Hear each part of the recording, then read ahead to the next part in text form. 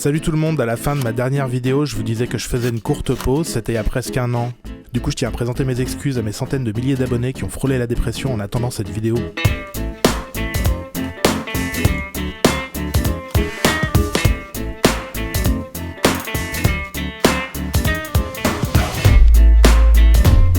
Durant tout ce temps, il s'est passé pas mal de choses à l'atelier, notamment l'arrivée d'une nouvelle machine plutôt sympathique, mais qui, comme vous allez le voir, est arrivée en petits morceaux. Alors je vous montre des petits bouts de l'assemblage en accéléré, comme ça la prochaine fois que vous montrez un meuble Ikea, vous pourrez penser à moi et relativiser.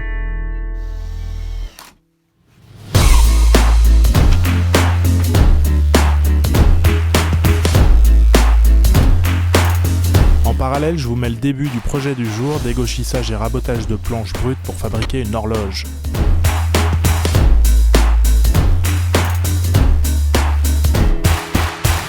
Alors une CN, qu'est-ce que c'est ? Ni plus ni moins qu'une défonceuse qui se balade sur 3 axes et dont on peut programmer les mouvements. En quoi c'est intéressant ? De mon point de vue, ça présente 2 avantages majeurs. D'une part, ça peut bosser à ma place pour les tâches répétitives, mais surtout c'est beaucoup plus précis que moi. Mais genre, vraiment beaucoup plus. Genre, dixième de millimètre quoi. Ce genre de machine soulève une question récurrente. Est-ce que c'est encore de l'artisanat ? À vrai dire, le débat m'intéresse pas vraiment. Ce que je veux avant tout, c'est m'amuser en m'offrant de nouvelles possibilités complémentaires du reste de l'atelier.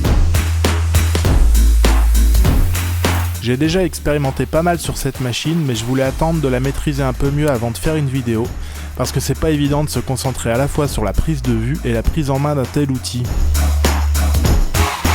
Je vais pas m'attarder en détail sur le fonctionnement de la machine, mais si certains d'entre vous sont intéressés, dites-le moi en commentaire, ça pourrait faire l'objet d'une autre vidéo. Souvent, ce qui rebute quand on parle de CN, c'est l'informatique. On s'imagine qu'on va passer des heures à programmer un truc super compliqué. C'était vrai il y a quelques années, mais les choses ont bien évolué et le logiciel développé par le fabricant de cette machine, bien que limité, est super simple d'utilisation. Le projet d'aujourd'hui a l'avantage de survoler plusieurs aspects du travail sur CN, la gravure, la découpe et l'usinage de formes simples.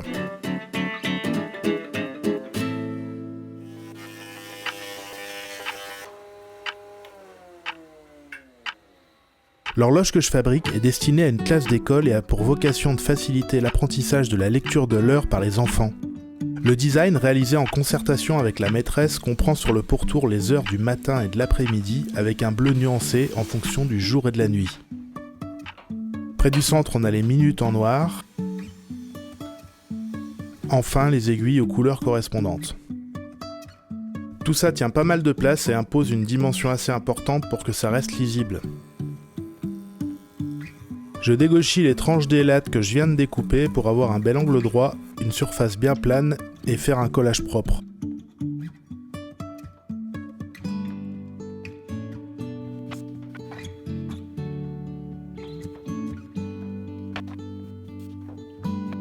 Ah ouais, comme ça c'est mieux. Ah ouais, là c'est pas mal. Ah mais non, en fait c'est mieux comme ça. Et si je prends ça et je le mets là. Ah ouais.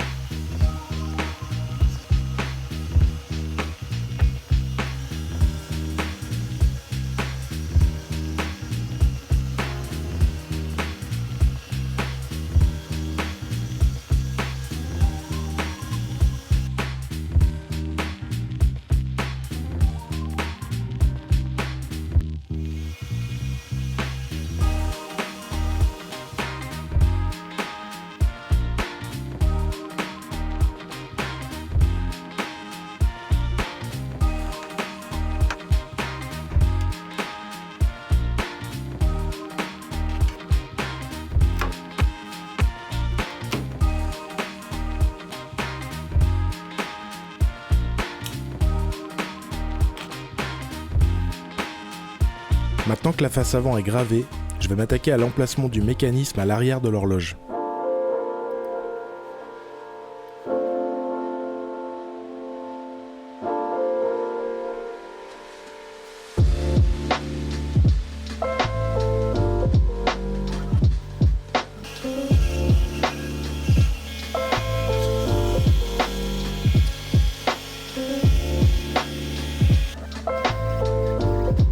Et pendant que j'y suis, je fais un trou d'accroche avec une fraise en T.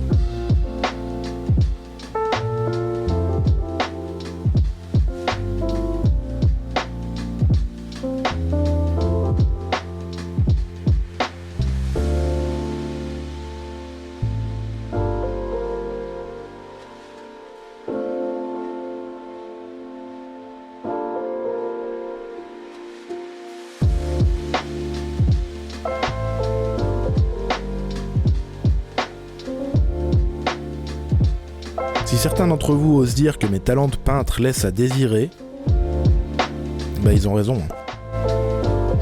Heureusement, j'ai une technique imparable pour effacer les bavures.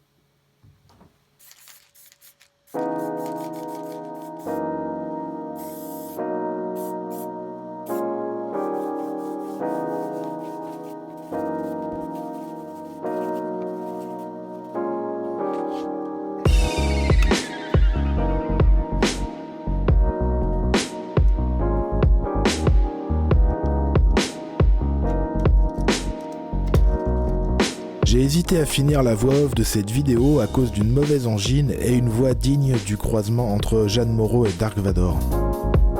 Mais je préférais quand même vous dire au revoir et surtout merci pour vos commentaires sympas, merci à ceux qui se sont abonnés ou qui vont le faire d'ici 10 secondes. Envoyez-moi vos questions, vos envies et à la prochaine.